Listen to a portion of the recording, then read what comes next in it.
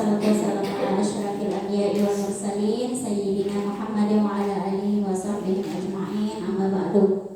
Puji syukur kehadirat Allah Subhanahu wa taala atas limpah nikmat karunia-Nya kepada kita semua sehingga kita bisa bertemu pada hari ini yang insyaallah pada agenda acara kita yang penuh barokah. Salawat serta salam tak lupa kita haturkan atas junjungan alam Nabi kita Nabi Muhammad sallallahu alaihi wasallam. Semoga kelak di yaumul qiyamah kita mendapatkan syafaatnya. Amin amin ya rabbal alamin. Sama-sama kita hormati Bapak Ibu, yang sama-sama kita hormati Ibu Pengawas TK Negeri 01 Sembalun, yang saya hormati dan saya banggakan rekan-rekan guru TK Negeri 01 Sembalun. Selanjutnya kita akan ucapan selamat ya kepada kita semua yang sudah bisa menjalankan tugas kita yang insya Allah dengan baik dan terencana setelah menindaklanjuti hasil diskusi kita sebelumnya. Ya, dan itu akan kita lihat nanti di capaian rapor pendidikan kita berikutnya. Dan sebagai kepala sekolah yang sudah melakukan supervisi terhadap kinerja guru-guru, dari yang sebelumnya sudah ada peningkatan yang lebih baik. Itu merupakan hal yang luar biasa bagi kita semua ya.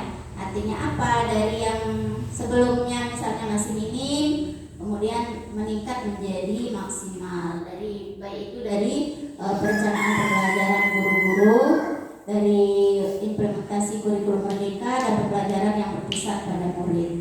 Nah, dan kita akan perbaiki apa yang kiranya perlu kita perbaiki. Kita bisa mengulas kembali ya indikator prioritas pada rapor pendidikan TK Negeri 01 Sembalun. Kemudian menghasilkan beberapa ide baru terkait pembelajaran yang efektif, menghasilkan ide-ide baru yang terkait perencanaan peningkatan kompetensi PPK, menghasilkan rumusan ide program kebijakan yang dapat meningkatkan layanan sekolah, menyesuaikan beberapa dokumen yaitu seperti SK pembagian tugas, SOP kita, kemudian beberapa SK lainnya.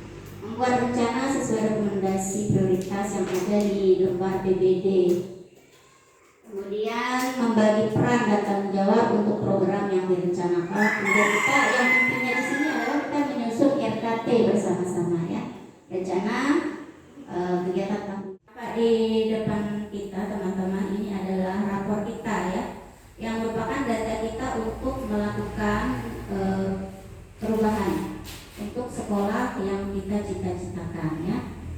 Sekolah yang kita cita-citakan itu tertuang dalam visi misi kita ya teman-teman ya, di mana anak-anak bisa mendapatkan hak-haknya, hak belajar dengan nyaman, kemudian bisa terakomodir kebutuhan belajarnya dengan baik melalui pembelajaran berdiferensiasi ya.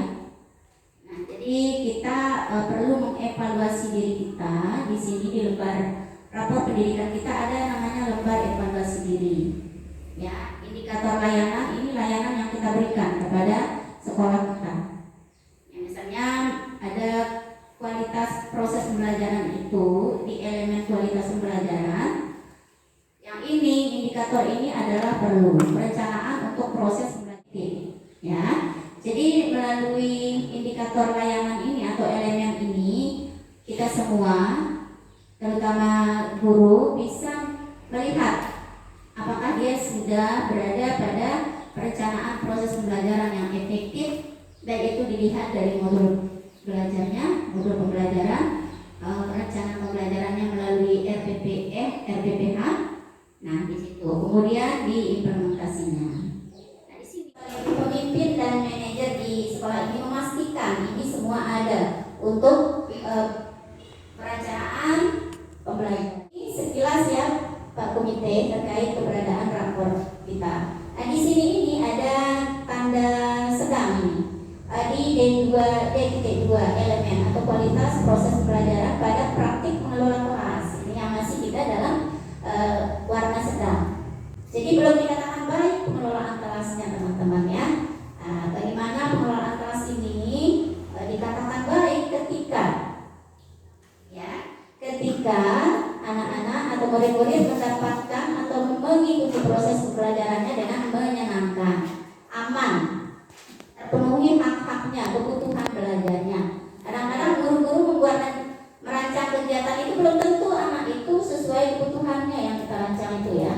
Jangan lupa tujuan pembelajaran itu disesuaikan dengan desain pembelajaran yang kita siapkan. Misalnya anak akan diharapkan nanti di tujuan pembelajaran nilai agama budi pekerti, misalnya anak mampu mengenal Tuhannya melalui ciptaannya. Dengan kegiatan apa anak akan mampu mengenal Tuhannya tersebut? Dengan kegiatan apa yang kita rancang? Disesuaikan apakah nanti tujuan kegiatan dan tujuan pembelajaran itu ada keselarasan. Ya, Bapak Komite dan Ibu Pengawas dan rekan-rekan semua, bisa kita lihat bagaimana kita sudah menyajikan pembelajaran proyek ini ya kepada anak-anak kita untuk tujuan dalam menjaga lingkungan. Ada beberapa tujuan di situ ya di modul proyeknya. Jika anak terlibat langsung dalam sesuatu kegiatan, dia akan lebih cepat dapat daripada dia mengoret-ngoret kertas. Dapat melalui pengalaman hasilnya. Jadi guru-guru lebih banyak merancang kegiatan kontekstual ya. Berarti dari keadaan rapor yang tadi, kita sebagai guru jangan merasa direpotkan ketika kita mau merancang kegiatan yang kontekstual. Karena ini lebih cepat dapatnya, anak ini mencapai tujuan pembelajaran yang diharapkan. Keberadaan komunitas belajar ini sangat membantu kita semua guru-guru dalam berbagi, baik itu sharing permasalahan, kemudian menjadi jalan keluar atas permasalahan kelas ini, kelas itu. Guru di kelas A bisa berbagi dengan guru kelompok B dan kelompok 1A2, B1, B2. Nah, di sini kita saling mengisi, saling melengkapi ya.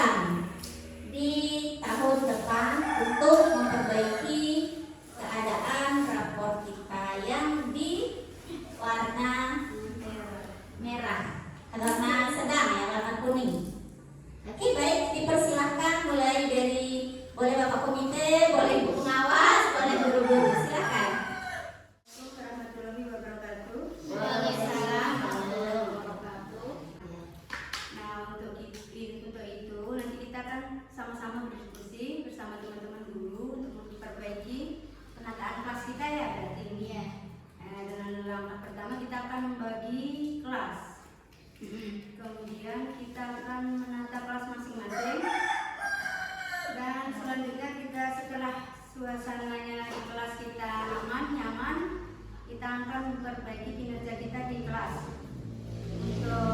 untuk mendapatkan pembelajaran yang menyenangkan bagi anak-anak. Terus terang kemarin kita kan belum fokus masalahnya kelasnya kan masih kita belum maksimal lah kita. Nah, selanjutnya kita akan berusaha menata kelas nyaman mungkin untuk anak-anak kita belajar. Nah, sekiranya itu aja dari saya. Assalamualaikum warahmatullahi wabarakatuh.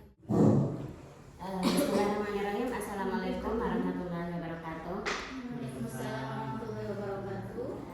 Ini hanya tambahan saja dari Bu Sumiati tadi. Nah, kalau kita lihat dari proses pembelajaran di rapor yang tadi itu, di sini adalah terutama dalam pengelolaan kelas ya di saat proses pembelajaran. Nah, di mana kita di sini sudah sudah berusaha begitu ya.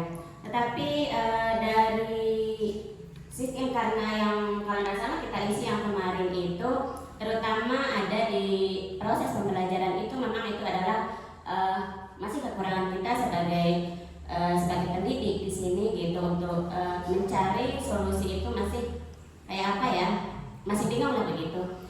Karena yang sempat kita rembukan di saat proses pembelajaran itu adalah ada beberapa anak yang tidak fokus.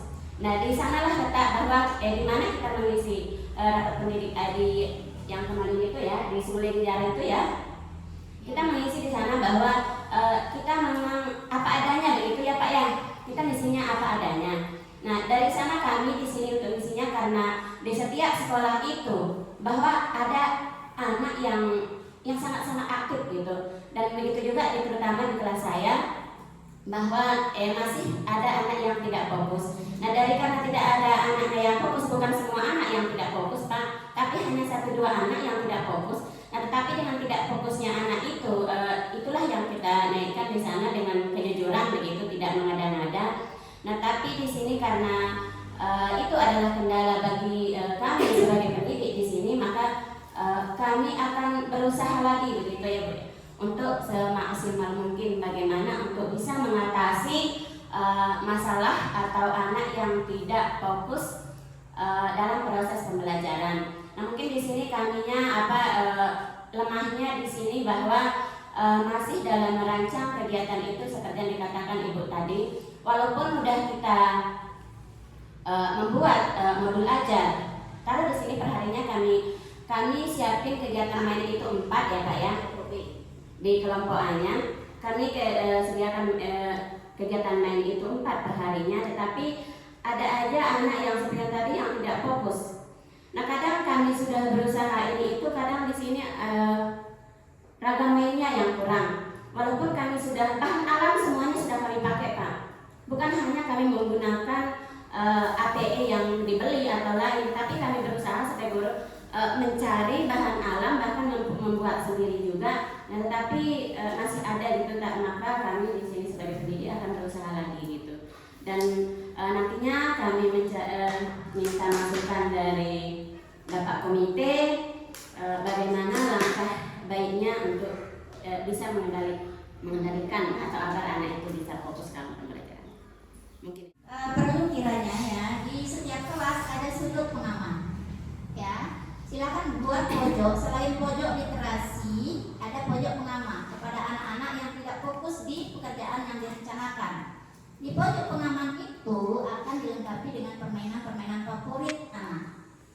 Permainan favorit tersebut akan kita selaraskan dengan tujuan pembelajaran hari itu, ya. Intinya itu, kata kuncinya adalah tujuan pembelajaran, anak-anak berkegiatan dengan untuk mencapai tujuan pembelajaran dengan cara mereka sesuai karakteristik mereka. Ya, belum tentu permainan atau kegiatan yang dirancang akan disukai anak pada hari itu. Jadi itu perlunya kita menanyakan, mau main apa hari ini? Atau Ibu Guru sudah menyiapkan beberapa kegiatan. Siapa yang mau bermain ini? Saya. Walaupun dia bilang saya, kadang-kadang dia akan pindah ke mainannya. Oh, ternyata setelah dia bilang saya, yakin nih. Setelah dia lihat kegiatannya, kadang-kadang agak susah nih. Nah, ternyata mungkin kesiapan belajar dia yang belum sesuai di situ. Ada kesiapan belajar rendah, sedang dan tinggi, itu sudah kita ketahui. Maka di sudut pengaman itu fungsinya adalah menampung murid-murid yang tidak berkegiatan di kegiatan yang kita sediakan. Jadi bank kegiatan kita atau ragam main yang kita sediakan itu harus banyak untuk mencapai tujuan pembelajaran yang ditetapkan. Bisa guru-guru melakukan identifikasi permainan favorit anak. Kegiatan main apa nih yang favorit di anak? Paling demen. Nah, itu didata ya. Oh, anak-anak ini sukanya main bola. Berarti dia lebih dominan di yang hasil belajarnya menendang bola, terarah angkat. Ada hasil belajarnya adalah dia itu ini yang senang motorik halus. Kemudian ada yang hasil belajarnya yang visual, menggambar. Dan itu namanya diferensiasi produknya itu tidak sama. Tapi tujuan pelajaran yang dicapai adalah sama, itu saja. Jangan khawatir ya, guru-guru TK Negeri 01 Sembalun sudah paham akan hal itu. Jadi apa yang dilakukan, apa yang disajikan kepada anak-anak itu adalah semata-mata untuk mencapai tujuan pembelajaran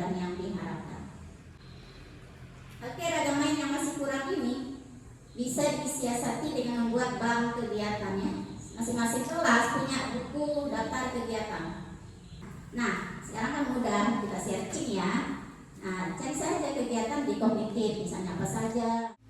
Bisa diterima untuk perencanaan pembelajaran yang efektif ini. Guru akan menyiapkan sudut pengamal selain pojok literasi ya. Kemudian ada bank kegiatan. Itu untuk solusi dari ragam yang kurang. Nanti supaya ibu-ibu guru tidak kehilangan ide ya. Baik. Itu lakukan juga pendataan permainan favorit anak ya. Iya. Baik, mungkin ada sumbangan dari Pak Komite. Baik, terima kasih. Assalamualaikum warahmatullahi wabarakatuh. Ada beberapa hal yang ingin saya tanggapi terkait dengan apa yang disampaikan oleh Bu Kepala barusan. Jadi sangat detail sekali sudah dipaparkan bagaimana rapor pendidikan TK kita sampai dengan apa saja yang sudah dilakukan oleh ibu guru yang ada di sini, termasuk juga bagaimana peningkatan SDM gurunya juga melalui kompel yang ada. Yang pertama yang ingin saya tanggapi yaitu terkait dengan rapor pendidikan. Jadi rapor pendidikan ini ibu guru adalah sebagai alat untuk memotret secara keseluruhan kegiatan apa yang dilakukan oleh ibu guru dan anak-anak kita yang ada di sini mulai dari A sampai dengan Z. Artinya secara keseluruhan itu terpotret dia melalui rapor pendidikan Kemendikbud ya. Tujuan yang pertama adalah untuk mengevaluasi kemajuan pembelajaran dan ini sudah terpotret. Saya lihat di sini khusus untuk manajemen kelasnya memang masih berwarna sedang, tetapi saya lihat yang lainnya ini rata-rata warna hijau. Seperti apa yang disampaikan pada pertemuan kemarin juga, bahwa ini sebenarnya sudah menunjukkan kemajuan yang sangat luar biasa. Artinya hanya beberapa item atau indikator saja yang masih berwarna oranye. Kemudian yang kedua adalah tentu untuk meningkatkan kualitas pembelajaran. Jadi melalui rapor pendidikan ini, ibu guru akan mengetahui di mana kekurangan dan kelebihan yang sudah dilakukan sesuai dengan perencanaan yang sudah ibu guru lakukan di sekolah ya. Untuk kaitannya dengan rapor pendidikan, jadi artinya rapor pendidikan ini sangat penting sekali ibu guru. Jadi sekali lagi karena ini akan memotret kegiatan ibu guru selama 1 tahun mulai dari A sampai dengan Z. Artinya beberapa rekomendasi yang saya ingin sampaikan ibu guru terkait dengan manajemen kelas. Di sini sudah ada catatan saya. Yang pertama adalah menciptakan lingkungan yang menarik dan aman. Artinya, apalagi fisik sekolah kita sekarang ini kalau saya lihat ini sudah luar biasa ini, bahkan melebihi dari bangunan SD ini. Luar biasa ini. Artinya dari fisik ini sudah tidak perlu diam lagi. Ini sudah lebih dari kata standar. Namun yang perlu dilakukan oleh ibu guru adalah nanti masalah teknisnya saya yakin ibu guru tahu terkait dengan itu karena ini di TK. Yang pertama adalah pengaturan ruang. Jadi ini sangat penting sekali tata ruang kelas secara terorganisir dengan sudut-sudut aktivitas seperti yang disampaikan oleh ibu kepala tadi. Area membacanya harus jelas, kemudian tempat permainannya juga harus jelas, sampai dengan misalnya kalau dia harus praktik nantinya itu juga ada tempat yang jelas yang harus diatur di dalam kelas itu. Jadi intinya yang pertama adalah yang saya rekomendasikan itu bagaimana nanti ibu guru itu mengatur ruang sebaik mungkin. Kemudian yang kedua adalah dekorasi visual, karena ini tingkat TK, sebaiknya nanti dalam mendekorasi kelas itu lebih banyak dengan warna-warna yang lebih menarik, ya, yang kontras, karena memang ini masih anak-anak yang dunianya masih bermain. Jadi anak-anak akan lebih fokus, lebih senang ketika misalnya nanti di kelas itu didekorasi dengan sebaik mungkin dengan warna-warna yang cerah, begitu. Yang kedua rekomendasi saya menetapkan aturan sederhana yang kami sebut di guru penggerak itu adalah kesepakatan kelas, ibu. Apa bedanya kesepakatan kelas dengan peraturan? Kalau peraturan itu biasanya yang membuat itu hanya guru tanpa melibatkan siswa. Nah, jadi kenapa penting kesepakatan kelas Bu Ustaz? Karena kalau kesepakatan kelas itu tidak hanya dibuat oleh ibu guru, tetapi dibuat berdasarkan kesepakatan dengan siswa. Nah, artinya siswa ini akan menyesuaikan. Oh, nanti kalau misalnya seandainya saya begini, apa enggak kita buat aturannya seperti ini aja dulu biar enggak saya terlalu kaku misalnya, nanti tidak masalah, tergantung dari kesepakatan ibu guru dengan siswa. Dan ini harus ada sebenarnya. Apa gunanya? Gunanya adalah ketika seperti apa yang disampaikan oleh Bu Inem tadi, bahwa ada yang tidak fokus, bahwa ada yang bermain ketika misalnya ibu guru lagi lagi melakukan penjelasan, kita bisa menunjukkan anak-anak ini bahwa ini loh perjanjian kita.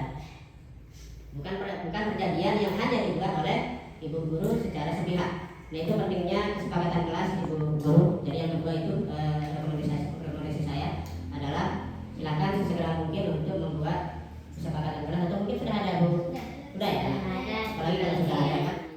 Kemudian yang ketiga, Bu Guru, rekomendasi saya adalah menggunakan strategi pembelajaran yang bermacam-macam. Dan yang paling saya rekomendasikan adalah yang berdiferensiasi itu. Jadi kenapa kita harus atau lebih merekomendasikan untuk pembelajaran berdiferensiasi Bu Guru? Karena sebelum kita melakukan pembelajaran itu, kita sudah tahu kebutuhan anak itu jelas berbeda-beda. Nah, berdasarkan kebutuhan anak yang berbeda-beda ini, tentu juga pendekatannya juga berbeda-beda, Bu Guru. Artinya ada yang memang anak cepat bisa ketika ibu guru hanya ceramah di depan, ada juga anak yang langsung ditunjukkan fisiknya, barang dan sebagainya. Ada juga yang anak melalui visual, audio visual, artinya gambar dan suara. Nah, itu mungkin yang perlu saya sampaikan terkait dengan manajemen kelas, karena saya lihat di sini masih warna. Baiklah, terima kasih atas kesempatan yang diberikan kepada saya. Tadi kita sudah membahas tentang rapor pendidikan, di mana di rapor pendidikan itu yang perlu kita perbaiki di sana yaitu tentang pengelolaan kelas. Nah, dalam pengelolaan kelas itu yang harus kita tambahkan di sana bagi masing-masing guru, di sana kita akan menyiapkan di sana pojok pengaman. Kemudian dari pojok pengaman tersebut atau pojok baca itu kita sediakan untuk peserta didik yang tidak mau mengikuti kegiatan main atau ragam main yang sudah disediakan oleh ibu guru. Kemudian yang kedua yaitu untuk penambahannya itu identifikasi permainan yang favorit atau yang disenangi oleh anak. Kemudian yang ketiga itu di sini kita guru akan membuat bank kegiatan baru. Nah, itu untuk yang akan kita perbaikan untuk ke depan di pengelolaan kelas. Kemudian yang akan kita dari sana nanti kita akan membuat RKT. Nah, dari RKT itu kita akan buat RKS. Mungkin hanya itu. Sekian. Assalamualaikum warahmatullahi wabarakatuh. Saya akan menyimpulkan isi rapat hari ini, tentang diskusi rapat hari ini, yaitu satu, tentang penyusunan RKT. Di RKT ini kita butuh pengadaan tentang buku bacaan atau untuk pojok baca. Yang kedua, PHBS. Yang ketiga, perbaikan fasilitas sekolah. Terus pengadaan sumber pengaman. Ya, pojok literasi Yaitu yang dibutuhkan di RKT untuk dianggarkan di atas. Di tempat rapor yang masih berwarna sedang tadi. Itu yang kita butuhkan tadi untuk dinaikkan di atas. Nah, yang selanjutnya adalah membagi kelas besok. Kita akan membagi kelas dan mendekor kelas.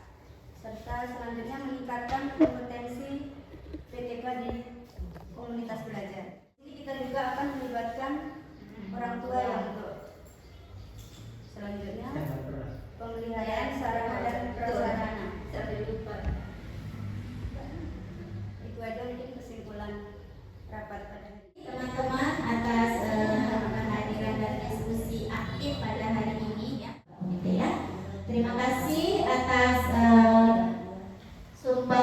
pikiran, ide-ide dari Bapak Ketua Komite, teman-teman semuanya.